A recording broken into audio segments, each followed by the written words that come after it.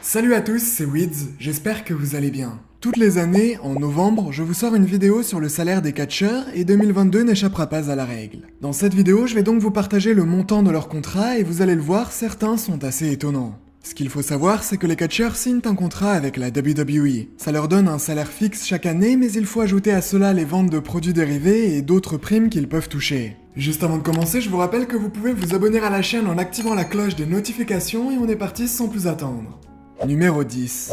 C'est l'Undertaker qui inaugure ce classement. En avril 2020, le catcheur affrontait AJ Styles dans un match scénarisé à WrestleMania et quelques mois plus tard, il annonçait prendre définitivement sa retraite. Mais c'est pas pour autant qu'il ne perçoit plus aucun salaire. En fait, la WWE a mis en place ce qu'on appelle des Legends Contracts. Pour faire simple, ces contrats sont souvent signés par d'anciens catcheurs qui ne sont plus forcément présents toutes les semaines sur les rings et en général, le but de ces contrats c'est qu'ils touchent quand même un salaire chaque année, en plus de gagner de l'argent pour chaque apparition sur les écrans individuellement, là où pour les autres catcheurs, c'est un salaire qui est payé pour apparaître autant de fois que nécessaire dans un mois. Le Deadman touche ainsi 2 500 000 $ par an, ce qui fait environ 200 000 € par mois. Au vu de la carrière qu'il a menée, c'est amplement mérité.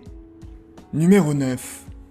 On continue avec Goldberg. Le catcheur n'a pas forcément été très actif cette année puisque sa dernière apparition remonte en février 2022 durant le show Elimination Chamber dans un match contre Roman Reigns. And Roman with a Superman punch and Goldberg's down. By Goldberg outside the ring moments ago. And now Roman Reigns. Oh my God! Mais comme vous l'avez maintenant compris, les revenus du catcheur se calculent sur une année. Et en 2022, Goldberg a empoché 3 millions de $, ce qui nous donne une moyenne de 240 000 € par mois. Est-ce que c'est mérité ou non? Ça je vous laisse en débattre, mais le catcheur est un Hall of Famer depuis 2018 et une légende de la fin des années 90, donc c'est normal qu'il ait un salaire assez énorme. Numéro 8. C'est le premier catcheur à temps plein dans cette vidéo. Qui l'eût cru? AJ Styles est à la 8ème place de ce classement. Il est actuellement en rivalité contre Finn Balor. Le catcheur est présent à la WWE depuis 2016 et en 6 ans, il a su se hisser dans la compagnie pour devenir 2 fois champion de la WWE, 1 fois champion intercontinental, 3 fois champion des États-Unis et 1 fois champion par équipe de Raw. Tout comme pour Goldberg juste avant, AJ Styles gagne 3 millions de $ par an, ce qui fait là aussi 240 000 € par mois. Numéro 7. Seth Rollins est évidemment présent dans ce classement. Même si cette année il a surtout enchaîné défaite sur défaite, depuis quelques semaines tout semble aller mieux pour lui puisqu'il est actuellement champion des États-Unis.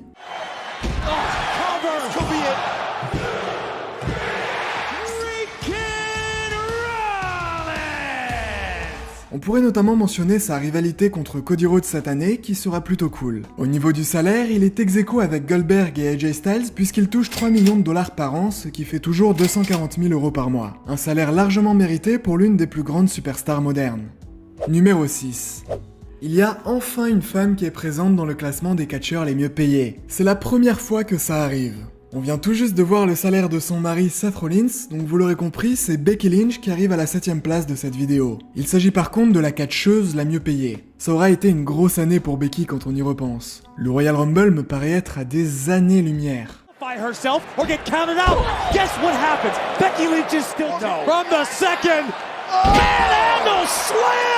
Et son salaire est à la hauteur de son talent puisqu'elle touche 3 100 000 $ par an, ce qui nous donne un salaire de 250 000 € par mois. Je suis vraiment super content pour elle et même pour la division féminine en général. Numéro 5.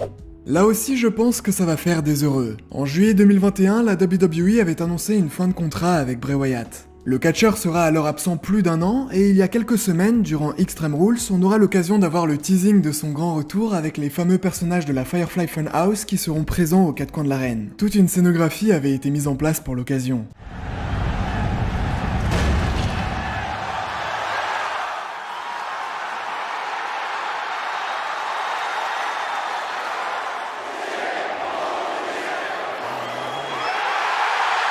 Enfin bref, avant son départ en 2021 et à partir de maintenant puisqu'il est de retour, le catcheur touche 4 millions de $ chaque année, ce qui fait environ 320 000 € par mois. Numéro 4. Comme chaque année, Randy Orton arrive dans le haut du panier des catcheurs les mieux payés. Forcément, c'est l'une des plus grandes légendes de tous les temps. Il a mené une carrière absolument folle et a bercé l'enfance de beaucoup d'entre nous, je l'imagine. Malheureusement, il aura été absent une grosse partie de l'année à cause d'une blessure au niveau de la hanche et du bas du dos. Cela n'empêchera quand même pas le catcheur d'empocher 4 500 000 $ cette année, ce qui nous donne 360 000 € par mois. Numéro 3. C'est l'une des personnalités les plus suivies sur les réseaux sociaux. Je veux bien entendu parler de Logan Paul. Le vidéaste, boxeur et désormais catcheur a signé un contrat de 3 ans avec la WWE. Et franchement, je pense qu'on peut tous dire qu'il a un talent de fou sur le ring. Il nous lâche des moments incroyables et honnêtement, in-ring, c'est devenu l'un de mes catcheurs préférés.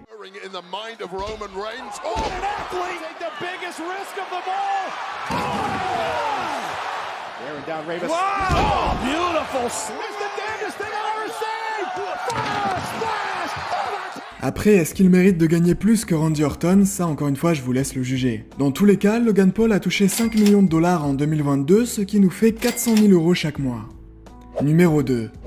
Bon, sans surprise, on retrouve le Tribal Chief au sommet de ce classement. C'est le catcheur le plus important de la compagnie, qui a d'ailleurs été classé numéro 1 dans la célèbre liste des 500 meilleurs catcheurs au monde du Professional Wrestling Illustrated. Roman Reigns explose absolument tout sur son passage, et ce qu'il fait en ce moment avec la Bloodline, c'est de l'or absolu.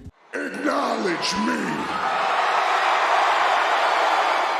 Pas étonnant donc qu'il se retrouve aussi haut dans cette vidéo. C'est 5 millions de dollars qu'il touche chaque année, ce qui est autant que Logan Paul, c'est-à-dire 400 000 € chaque mois. Je pense que c'est largement mérité.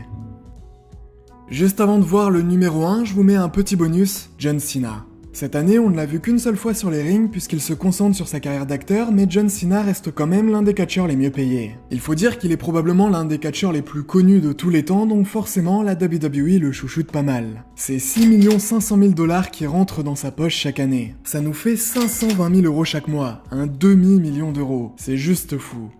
Numéro 1. Je fais des vidéos sur le salaire des catcheurs depuis maintenant 4 ans, et en 4 ans, Brock Lesnar a systématiquement été numéro 1. Cette année encore, c'est le catcheur le mieux payé.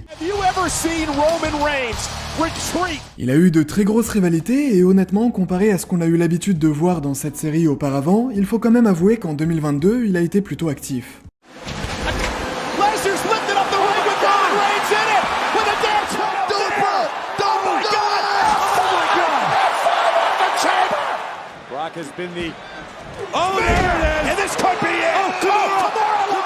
Cette année, le catcheur a touché 15 millions de dollars. C'est juste énorme. On est sur une moyenne d'1 200 000 € chaque mois. Même si l'argent ne fait pas le bonheur, il faut quand même reconnaître qu'il a de quoi être motivé à venir sur le ring.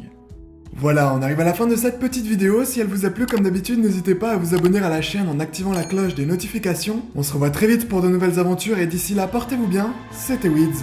Bye tout le monde. Je veux être allongé au soleil, genre petite canette à la main. Weed bar et cheat, laser kick, malaise à la bien. Kiss la taille à la main, faut que je finalise.